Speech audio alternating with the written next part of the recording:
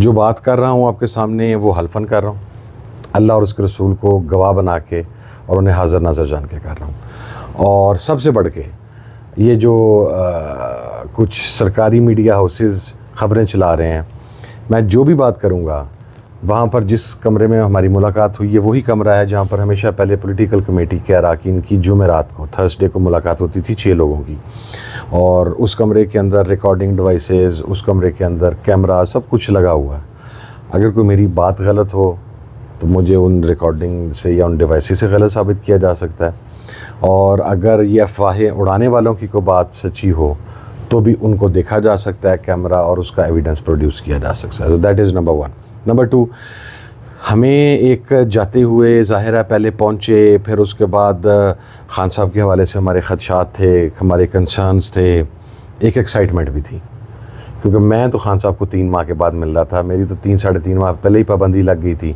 कुछ लोग 3 तारीख से पहले मिले थे हम में से, लेकिन मैं तो बहरहाल 3-3.5 माह के बाद। और फिर जो इस तरह ख़ान साहब के बारे में र्यूमर्स फैलाई गई, कभी कहा गया कि उन्हें किसी और जगह पे शिफ्ट कर दिया गया है, फिर ख़ान साहब के ऊपर फ़िज़िकल टॉर्चर, फिर इस किस्म की चीज़ें, तो आपके अंदर ख़दशात बहरहाल मौजूद होते हैं। हम बहरहाल वहाँ पहुँचे, बैठे, एंड द मोमेंट ख़ान साहब एंटर्ड इन, और ये बातें मैं आपको इसलिए भी बता रहा हूँ कि ये ख़ान साहब ने मुझे ये बातें कहीं कि मैंने ये बातें बतलानी हैं। सही बाहर जाके मैं I am on record on it. और गौहर साहब ने भी जो आज प्रेस कॉन्फ्रेंस में बातें कही, वो ख़ान साहब ने उनसे कहा था कि आपने ये बातें कहनी है, जो उन्होंने बतलाई बातें। अभी ख़ान साहब जब एंटर हुए हैं तो वी वर हैप्पी कि ख़ान साहब माशाल्लाह बड़े चाको चौबंद, बड़े फिट, और अलबत्ता एक चेंज थी ख़ान साहब के अंदर कि ख़ान साहब की दाढ़ी मेरे से बड़ी हुई थी। अच्छा, हाँ, मेरे से ज़्यादा थी ख़ान साहब की दाढ़ी, and he was looking really smart in beard. दाढ़ी में बड़ा ख़ान साहब जो है ना। अच्छा, वो जो हमने देखा है कि आर्टिफिशियल इंटेलिजेंस जो है उससे कुछ वीडियोस, कुछ तस्वीर लोगों ने सोशल मीडिया पे पहले शेयर की थी जब पाबंदी लग गई सर। थी। वो तस्वीर और आज के इमरान खान को आपस में कंपेयर नहीं किया जा सकता। आज का इमरान खान उन तस्वीर से कहीं ज़्यादा डैशिंग और स्मार्ट लग रहा था। हुलिया यानी बदल चुका है खान साहब का। ज़ाहिर उन्होंने शेव नहीं की, लेकिन दाढ़ी बहरहाल ख़ान साहब की बड़ी हुई थी। ख़ान साहब आके बैठे, उन्होंने हमारा खुशी का इज़हार किया, हाल अहवाल पूछा, हमने ख़ान साहब से हाल अहवाल पूछा।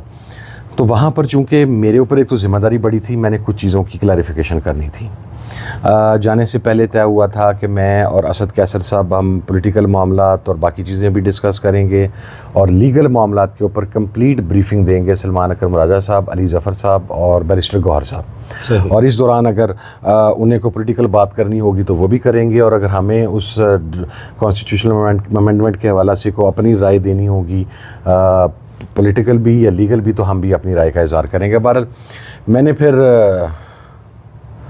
ख़ान साहब का इंटरव्यू किया। अच्छा, चंद सवाल थे बड़े मुख्तसर से। I am grateful to him. तो मैंने ख़ान साहब से कहा जी कि मैंने कुछ चीज़ें क्लैरिफाई करनी है, क्योंकि बाहर तो ख़ान साहब ने कहा कि हाँ जी आमिद। तो मैंने कहा ख़ान साहब सबसे पहले आप मुझे ये बताएं कि आपको फ़िज़िकल टॉर्चर हुआ है? तो ख़ान ने कहा कि नहीं। अच्छा, मेंटल टॉर्चर हुआ है, फ़िज़िकल टॉर्चर नहीं हुआ। अच्छा, ये जो मैं अल्फाज आपको बता रहा हूँ ये मिनोआन वहाँ पे मौजूद हैं, और मिनोआन बाकी जो अफराद मौजूद हैं उनसे वेरीफाई किए जा सकते हैं। अच्छा, मैंने ख़ान साहब से पूछा कि ख़ान साहब मेंटल टॉर्चर, फिर ख़ान साहब ने खुद ही आगे से बताना बल्कि शुरू किया। ख़ान साहब ने कहा कि भले उन्होंने पूछा कि तूने ये फ़िज़िकल टॉर्चर का हामिद क्यों पूछा। मैंने कहा इसलिए ख़ान साहब के 3 तारीख के बाद आपसे हमारा कोई रब्ता नहीं है, आपके बारे में हमारे पास कोई खैर ख़बर नहीं है। तो जो मुख्तलिफ़ र्यूमर्स हैं उनमें से एक जो बड़ी डेंजरस र्यूमर थी और जिसके ऊपर बड़ा कंसर्न था, और जिसके ऊपर कुछ लोगों की बड़ी बैशिंग भी हुई कि वो उनको शायद ख़ान की ज़िंदगी से कोई कंसर्न नहीं, वो ये था कि आपके ऊपर टॉर्चर हुआ है फ़िज़िकल। तो ख़ान ने कहा कि नहीं, स्ट्रेट अवे डिनाइड कि there was no physical torture, mental torture. फिर ख़ान साहब ने उसको खुद डिफ़ाइन किया। ख़ान साहब को 3 तारीख से लेके आज के दिन तक 8/10 के सेल के अंदर रखा गया। सही। और 3 तारीख से लेके 8 तारीख तक 5 दिन ख़ान साहब के सेल के अंदर सुबह व शाम रात नॉन स्टॉप 5 दिन मुकम्मल अंधेरा रहा है, ना लाइट, ना पंखा, ना कोई चीज़। अच्छा। और ये मैं बातें इसलिए बतला रहा हूँ क्योंकि मेरे पास अमानत है, और ख़ान साहब की इजाज़त के साथ और चूँकि ये मैंने बातें पूछी भी इसीलिए थी कि मैंने कहा खान साहब ये कंसर्न्स हैं, इन्हें बाहर लोगों को एड्रेस करना पड़ेगा, क्योंकि आपका जो चाहने वाला है वो बहुत बेताब है इस मामले में। तो उन्होंने मुझे कहा कि आपने करना है। तो 3 तारीख से लेके 8 तारीख तक 5 दिन तक खान साहब कंप्लीट इलेक्ट्रिसिटी से महरूम रखे गए। जिस कमरे के अंदर वो हैं खान साहब, ये भी खान साहब ने बताया कि 8 बाई 10 के कमरे के अंदर आप कितना चल सकते हैं। खान साहब का जो ट्रेडमिल है जिसके ऊपर वो साइकिलिंग करते हैं या रनिंग करते हैं, वो उसकी फैसिलिटी खान साहब से वापस ले ली गई है, अभी तक वापस नहीं की गई। खान साहब डंबल जो थे खान साहब को मिले थे वो हर चीज़ वापस, no exercise, no nothing, not at all. Khan साहब 22.5 घंटे, खान साहब ने खुद कहा, और ये एग्जैक्ट बता रहा हूँ, 22.5 घंटे खान साहब तक किसी की एक्सेस नहीं होती और खान साहब उस सेल में बंद होते हैं। तो वो जो खबर है कि नारियल पानी, मैं बताता हूँ सर, मटन और देसी मुर्गियां, सर मैं बताता हूँ। खान साहब घंटा एक सेल के बिल्कुल सामने को राहदारी है छोटी, जिसमें 40 से 45 कदम चला जा सकता है। सही। खान साहब के सेल के आगे एक लॉन था, छोटा सा ग्रीनरी थी। आपको पता खान साहब ऐसे नेचर लवर हैं तो ग्रीनरी वगैरह, तो खान साहब की एक्सेस उस लॉन में भी ख़त्म कर दी गई, उस गैलरी में। और वो भी पहले 5 दिन तो उन्हें उस गैलरी में भी जाने की इजाज़त नहीं थी। सो बेसिकली वो एक ऐसे सेल में था जहाँ पर 5 दिन ना लाइट थी, ना रोशनी थी, ना बाहर निकलने की इजाज़त थी, ना उनसे को बात करता था। सही। खान ने अब ये था वो तो मेंटल टॉर्चर या ये है वो कह देते हैं हाई पहुंच गए, फलां की मुलाकात हो गई, अली अमीन गंडापुर की मुलाकात हो गई। ये क्या इतनी अफवाहों का बाजार गर्म था, किसी से मुलाकात नहीं हुई। बदकिस्मती। मैंने अब आप आगे जो बात बताऊंगा मैं आपको, आप हैरान हो जाएंगे। जब मैंने खान साहब ने अब डिफ़ाइन कर दिया कि फ़िज़िकल टॉर्चर नहीं था, मेंटल टॉर्चर था, कैद तन्हाई थी और ऐसे ऐसे मुझे तंग किया गया। मैंने पूछा खान साहब कि इस दौरान खाना आपको कहाँ से मिला और कैसा दिया गया। तो खान साहब ने कहा कि वो जेल ही का खाना जो कि खाए जाने के काबिल नहीं है वो मुझे दिया जाता रहा।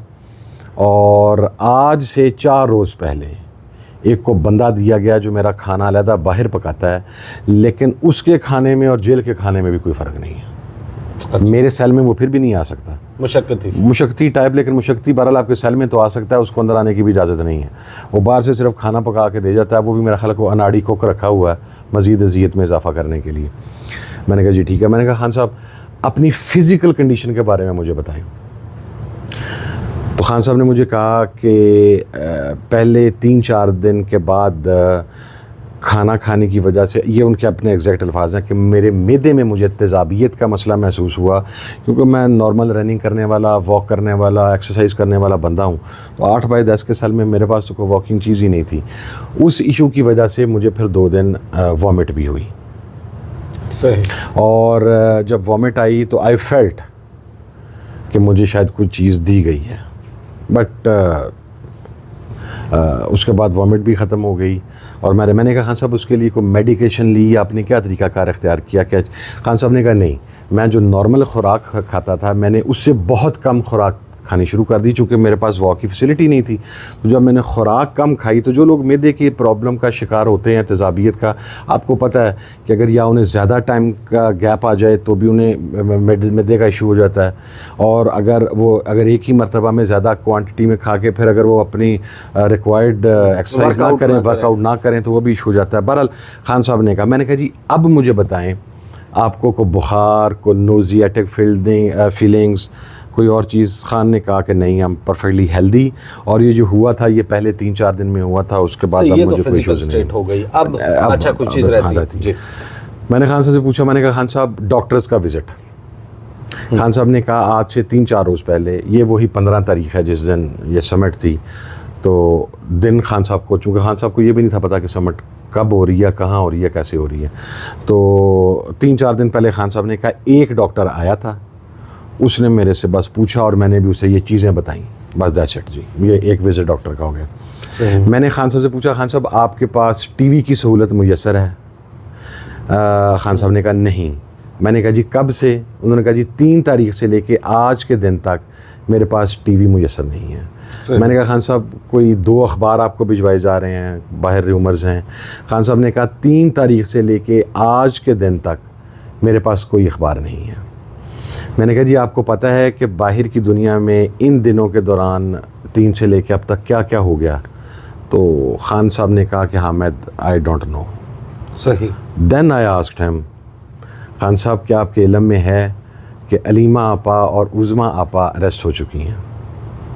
तो Khan was like what, I don't no, मुझे नहीं अच्छा। पता। कैसे हुआ? मैंने फिर बताया कि वो डी चौक से अरेस्ट हुई थी। फिर मैंने बताया कि वो जुडिशल हो चुकी हैं। फिर मैंने ये बतलाया कि उनको जेहलम जेल में इस वक्त शिफ्ट किया गया है, और ये भी बतलाया कि उनका जो ज़मानत का केस है उसकी 22 तारीख डली है। और फिर सलमान अकरम राजा साहब ने भी उनके लिए ज़मानत के लिए वो, लेकिन जो फिर आपको पता है जो अदालती रवैया इस्लामाबाद हाई कोर्ट में हमारे साथ इख्तियार किया गया, तो वो खान साहब से हमने पूछा। फिर मैंने खान साहब से पूछा कि खान साहब आपको पता है कि इंतज़ार पंजौता इज़ मिसिंग, चूँकि he was the focal person of Khan साहब ना जी। तो इंतज़ार पंजौता का आज 10-11 दिन हो गए हैं। खान साहब ने कहा मुझे नहीं पता, बट इट्स रियली सैड अच्छा। If this has happened. मैंने कहा this has happened, we don't know where he is.